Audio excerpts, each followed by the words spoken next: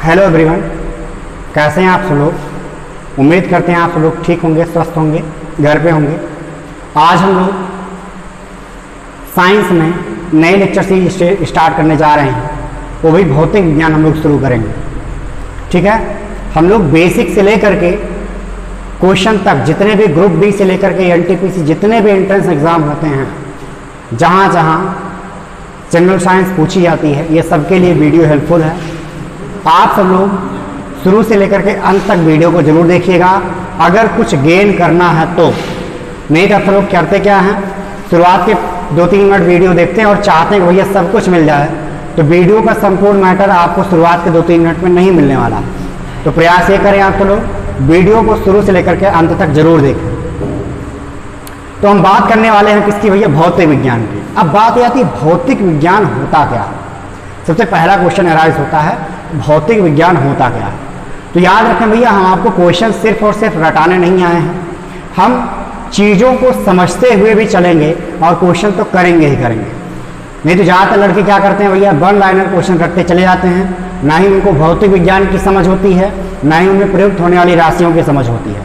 तो हम क्या करेंगे, एक एक राशि को और जितनी भी टर्म यूज होंगे सबके बारे में डिटेल एनालिसिस करेंगे और आपको हम फील कराने की कोशिश करेंगे। तो सबसे पहली बात आती है भैया भौतिक विज्ञान। तो भौतिक विज्ञान होता क्या है, जिसके अंतर्गत, ऐसा विज्ञान जिसके अंतर्गत इस भौतिक संसार में, भौतिक संसार क्या है, जितनी सारी चीज़ों को आप देख रहे हैं, जैसे आपके घर में एक पंखा होगा जो चल रहा है, आप पृथ्वी पर चलते हो, किसी पिंड को छत से आप गिराते हो तो पृथ्वी जाकर के नीचे गिरता है। तो यानी कि जितनी सारी चीज़ें आप ऑब्जर्व करते हो, सब कुछ जिस विज्ञान की शाखा से व्याख्यात किया जाता है, यानी कि समझाया जाता है, उसी को हम लोग क्या कहते हैं भैया, भौतिक विज्ञान कहते हैं। ये रही भौतिक विज्ञान की बात। अर्थात जितनी सारी चीज़ें देखोगे, जितनी भी सारी चीज़ें आपके आवेश परिवेश में दिखाई दे रही हैं, अगल बगल आप निगाह दौड़ाओगे, जितनी घटनाएं हो रही हैं, चाहे वो इस समय बरसात के दिनों में बादल का गड़कना हो, बिजली का चमकना हो, ठीक ना, वर्षा का होना हो, सब कुछ भौतिक विज्ञान से समझा और समझाया जा सकता है। हवा का चलना हुआ, सब कुछ समझाया जा सकता है। तो अब भौतिक विज्ञान में सारे टर्म तो यूज होंगे। अब हम बात करते हैं कि भौतिक विज्ञान का हम प्रारंभ कहाँ से करेंगे। तो प्रारंभ करने के लिए भैया आपको कुछ चीज़ें आनी चाहिए। जैसे अगर आप शुरुआत में गणित पढ़ते हैं, तो गणित पढ़ने के लिए क्या आनी चाहिए भैया, आपको अंकों का ज्ञान होना जरूरी है। बिना अंकों के ज्ञान के आप गणित नहीं पढ़ सकते हो। अगर आपको शब्द लिखना है कोई, चाहे हिंदी का हो चाहे अंग्रेजी का, तो आपको अक्षर का ज्ञान होना चाहिए। वैसे अगर आपको भौतिक विज्ञान समझना है, तो भौतिक विज्ञान में प्रयुक्त होने वाली जो मूल राशियां होती हैं, उनका ज्ञान होना आवश्यक है। तो अपन क्या करेंगे, सबसे पहले पढ़ेंगे मूल राशियां हैं क्या। ठीक है, तो जैसा काम अंकों का होता है, अक्षरों का होता है, लेटर्स का होता है शब्दों में, अंकों का होता है मैथमेटिक्स में, वैसे मूल राशियों का रोल होता है किसमें, भौतिक विज्ञान में प्रयुक्त होने वाली अन्य राशियों को समझने। ठीक है ना। तो अर्थात जो मूल राशियां हैं पूर्णतः स्वतंत्र हैं, इनको हम कहीं से प्राप्त नहीं कर सकते हैं, ये पहले से हैं, जिनकी सहायता से हम भौतिक विज्ञान को सीखेंगे। ठीक है, तो मूल राशियां कितने प्रकार की होती हैं भैया, मुख्यतः 7 प्रकार की होती हैं। ध्यान से समझिएगा।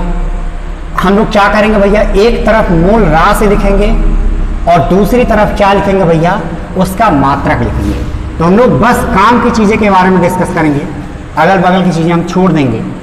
तो समझिएगा, मूल राशियां मेनली 7 होती हैं, 1, 2, 3, 4, 5, 6 एंड 7। पहली मूल राशि होती है भैया, वो होती है लंबाई। क्या है, लंबाई। लंबाई का मात्रक, मात्रक होता क्या है पहले समझो। किसी भी भौतिक राशि को मापने के लिए हम एक निश्चित परिमाण को मानक मान लेते हैं, उसी मानक को हम लोग क्या कहते हैं, उस भौतिक राशि का मात्रक कहते हैं। जैसे अगर हम कहें लंबाई का मात्रक क्या होता है, मीटर होता है। तो मीटर, अब आप भाई मीटर को समझने के लिए कुछ ना कुछ मानक मानोगे। जैसे अगर हम हमारे लिए कह लें कि भैया ये मार्कर की जो लंबाई है वो 1 मीटर है, तो आप लोग एक बार हंसोगे भाई ये कैसे है। तो वैसे ही यूनान देश में रखी एक यूरेनियम की छड़ है, जिसकी जो लंबाई है उसको हम 1 मीटर लंबाई कहते हैं। अब उतनी ही क्यों है ये किसी को नहीं पता, बस हम उसको मानक मान रखे हैं, वो मानक माना गया है। तो मात्रक क्या है, किसी भौतिक राशि को मापने के लिए एक निश्चित परिमाण को मानक मान लेते हैं, उसी मानक को ही हम लोग क्या कहते हैं, उस भौतिक राशि का मात्रक कहते हैं। क्लियर। चलिए लंबाई के बाद बात करते हैं भैया हम समय की।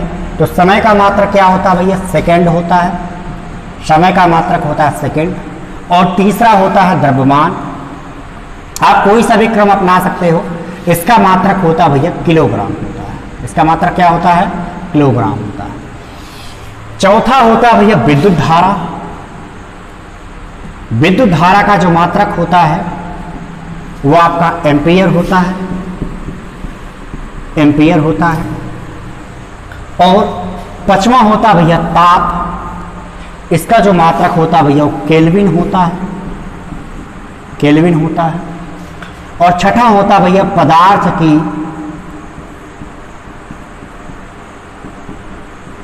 आणविक मात्रा, इसका जो मात्रक होता भैया वो मोल होता है। और सातवां होता भैया ज्योति तीव्रता, ज्योति तीव्रता, इसका मात्रक जो होता है वो कैंडेला होता है, कैंडेला होता है। अभी हम लोग सीखेंगे ये जो मूल राशियां हैं इसके बारे में भी हम लोग जानेंगे। अगर इस तरफ हम प्रतीक बनाए तो हम प्रतीक भी लिख सकते हैं। प्रतीक मतलब ये होता है कि जो भी लिखा गया उसका अंग्रेजी का पहला लेटर जो होगा उसी को हम सिंबल मानते हैं। तो लंबाई का मात्रक मीटर होता है तो हम स्मॉल एम से प्रेजेंट करते हैं, इसको हम लोग सेकेंड या सी लिख देते हैं या फिर SECOND लिख देते हैं। किलोग्राम को हम केजी में शॉर्ट फॉर्म में लिखते हैं, एम्पियर को हम AMP या फिर हम क्या लिखते हैं भैया AMP लिखते हैं, दोनों बातें आपकी सही होंगी। और इसका होता है भैया केल्विन, के होता है।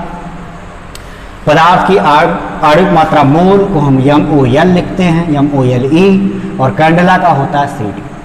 अगर हम इन राशियों का सिंबल बनाएं तो लंबाई को हम L से प्रेजेंट करते हैं, टाइम को T से प्रेजेंट करते हैं, द्रव्यमान को M से प्रदर्शित करते हैं, वैद्युत धारा को I से प्रदर्शित करते हैं, ताप को थीटा से प्रदर्शित करते हैं, या थीटा या फिर किससे दिखाते हैं भैया T से दिखाते हैं।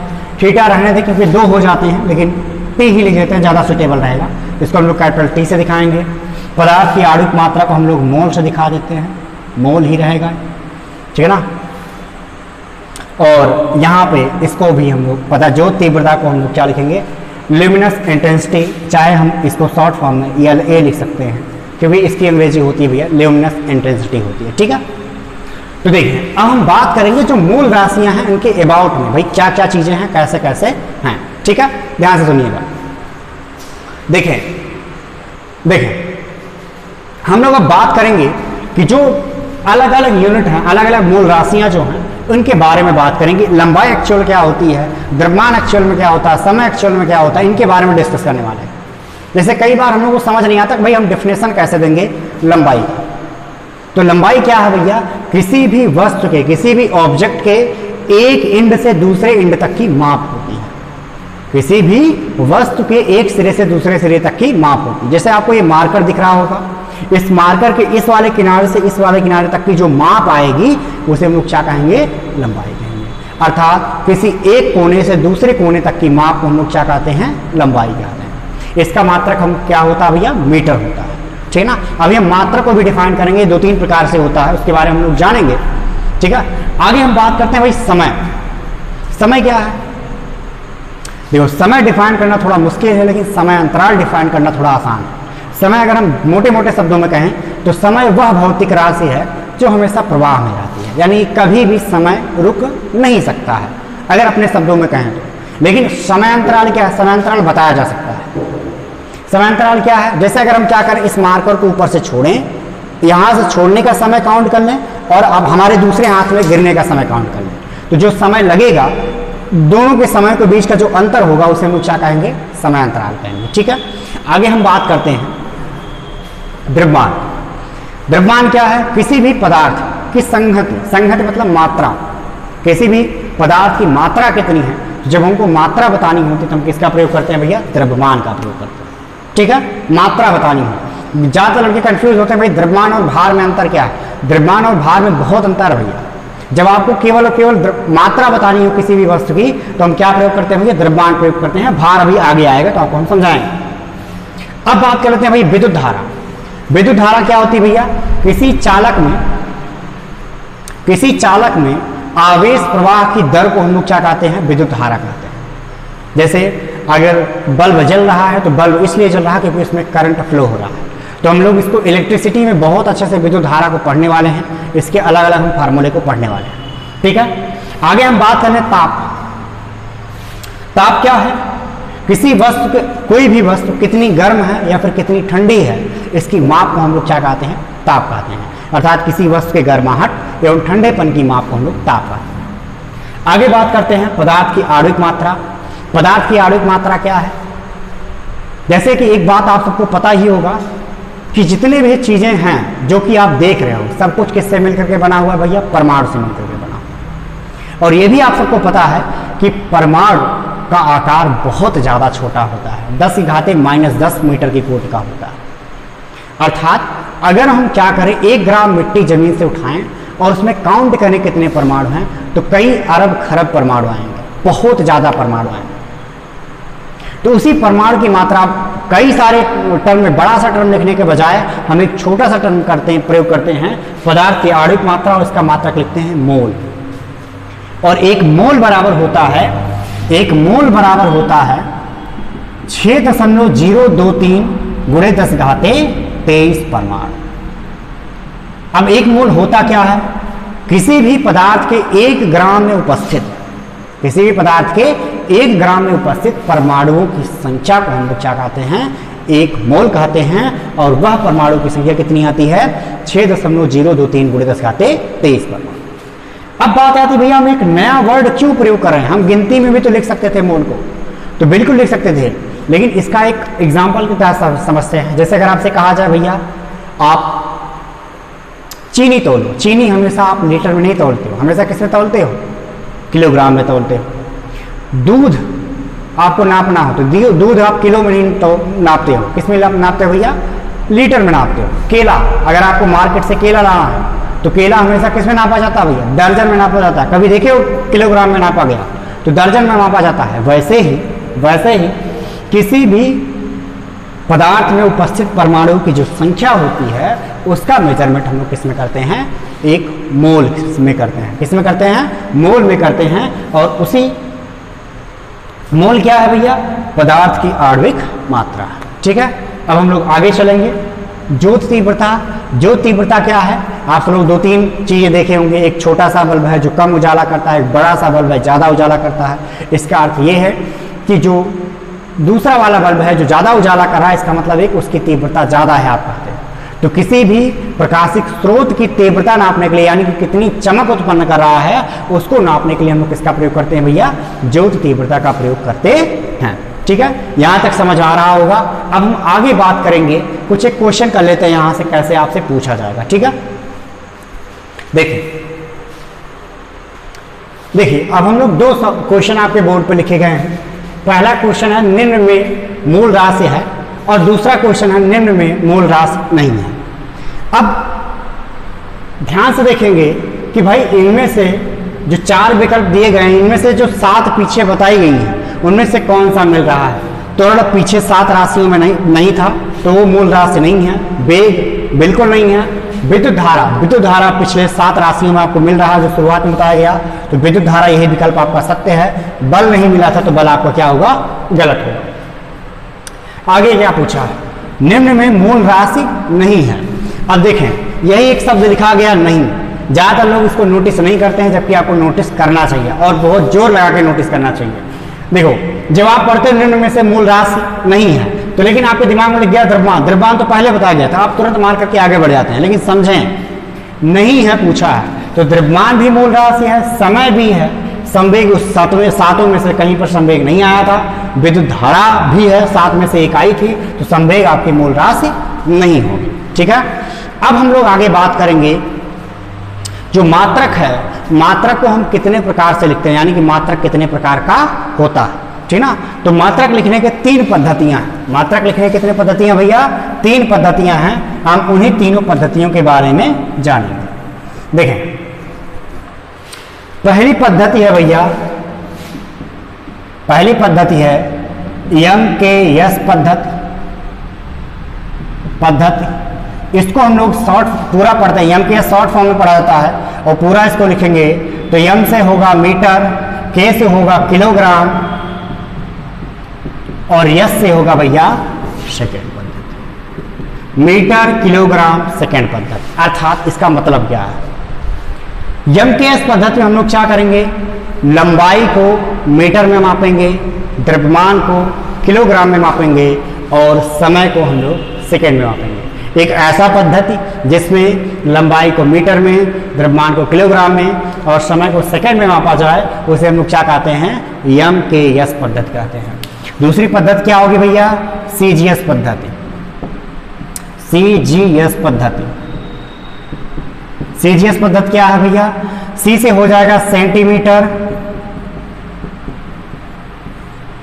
G से हो जाएगा ग्राम और S से हो जाएगा सेकेंड। अर्थात अगर हम लंबाई को सेंटीमीटर में, द्रव्यमान को ग्राम में और समय को सेकेंड में मापें तो इसे हम लोग क्या कहते हैं भैया, CGS पद्धति कहते हैं। और लास्ट में आता है FPS पद्धति। F से क्या होता है भैया, फुट, और P से होता है पाउंड और S से होता है सेकंड। अगर हम लंबाई को फुट में, द्रव्यमान को पाउंड में और समय को सेकंड में मापते हैं तो ऐसे पद्धति को हम लोग फुट, पाउंड, सेकंड पद्धति कहते हैं। अब सबसे जरूरी बात, ज्यादातर लड़के कंफ्यूज रहते हैं कि 1 फुट बराबर कितना होता है। तो 1 फुट बराबर आपको हम बता दें, नोट कर लीजिएगा, 1 फुट बराबर होता है 30.48 सेंटीमीटर के बराबर होता है। इसको सदैव याद रखिएगा कि 1 फुट कितने के बराबर भैया, 30.48 सेंटीमीटर। और मीटर के टर्म में लिखें तो 1 फुट बराबर होता है 0.3048 मीटर के बराबर होता है। अगर आपसे सेंटीमीटर में पूछे तो 1 फुट बराबर 30.48 सेंटीमीटर और 1 मीटर में पूछे तो 1 फुट बराबर 0.3048 मीटर के बराबर होता है। ये बात आप सदैव याद रखिएगा।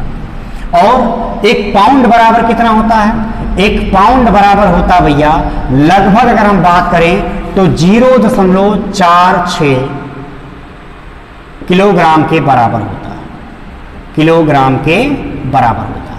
लगभग कहीं ना कहीं आपको 450 ग्राम के बराबर देखने को मिल सकता है। तो ये 4-5 कुछ और टर्म करके आता है तो इसको हमने अप्रॉक्स में 0.46 किलोग्राम के बराबर लिख दिया। तो समझते रहिएगा, 1 फुट बराबर होता कितना, 0.3048 मीटर और 1 पाउंड बराबर होता 0.46 किलोग्राम। अगर वीडियो आपको पसंद आ रही भैया तो लाइक और शेयर जरूर कीजिए और वो जो लाल वाला बटन भैया उसको जरूर दबा दीजिए, ठीक है ना, अर्थात सब्सक्राइब जरूर कर लीजिए, ठीक है। आगे देखिए,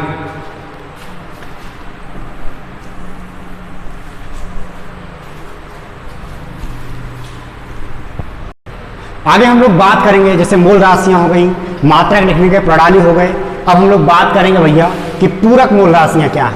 देखो 7 मूल राशियां पहले तो आ गई थी, बाद में 2 और डिफाइन करनी पड़ी, उन्हें हम लोग क्या कहते हैं भैया, पूरक मूल राशियां कहते हैं। किसे क्या कहते हैं भैया, पूरक मूल राशियां कहते हैं, पूरक मूल राशियां।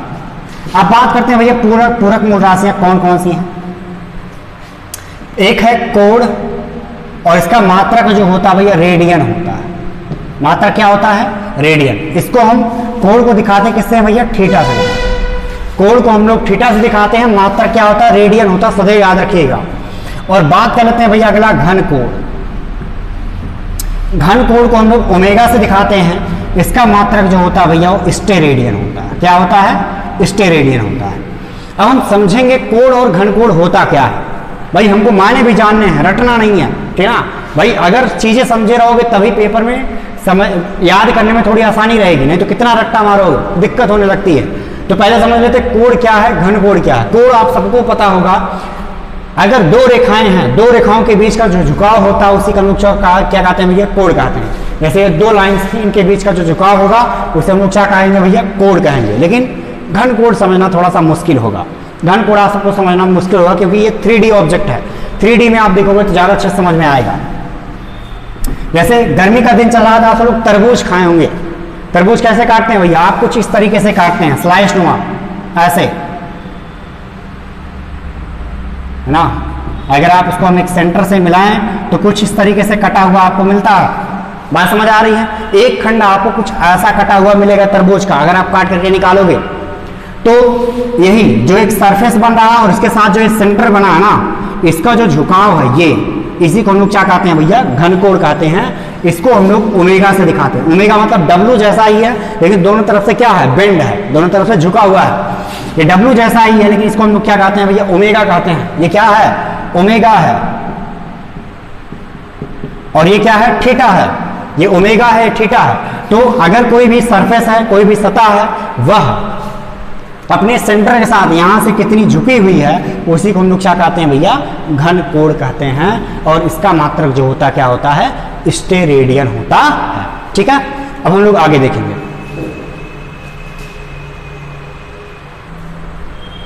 आज के लिए बस इतना ही, शेष बातें हम लोग अगले वीडियो में डिस्कस करेंगे। अगर वीडियो आपको पसंद आई है तो लाइक और शेयर जरूर कीजिएगा। ठीक है।